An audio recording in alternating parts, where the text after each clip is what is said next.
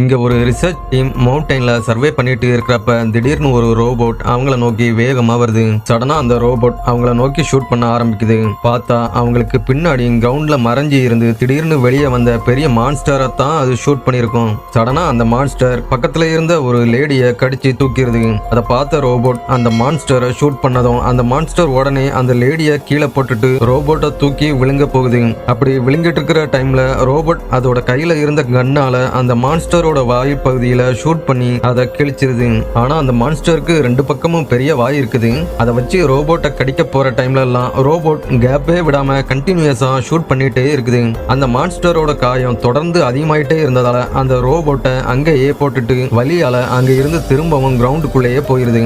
ஆனா இப்போதைக்கு கிரவுண்டுக்குள்ள போன மான்ஸ்டர் எப்ப வேணும்னா திரும்ப வெளியே வரலாம். உடனே ரோபோட் அங்க வந்து இன்ஜுரியான லேடியா காப்பாத்தலாம்னு தூக்கிட்டு போறப்ப கூட இருந்த இன்னொரு லேடி ரோபோட்டோட பாடியில இருந்த இன்ஜுரியை பார்த்து பயத்துல நடுங்கி போயிருக்கிறான். அதை பார்த்த ரோபோட் சடனா எந்த ஒரு ரோபோட்டும் செய்யாத ஒரு விஷயத்தை செய்யுது. அதோட முகத்தை ஹியூமன் ஃபேஸ் மாதிரி சேஞ்ச் பண்ணிட்டு பயப்படாதீங்க, நான் இருக்கிறேன், உங்களுக்கு எதுவும் ஆகாதுன்னு ரொம்ப மென்மையா சொல்லுது. ரோபோட்டோட டிரான்ஸ்ஃபர்மேஷனை பார்த்ததும் அந்த லேடிக்கு இப்போ பயம் போயிருது.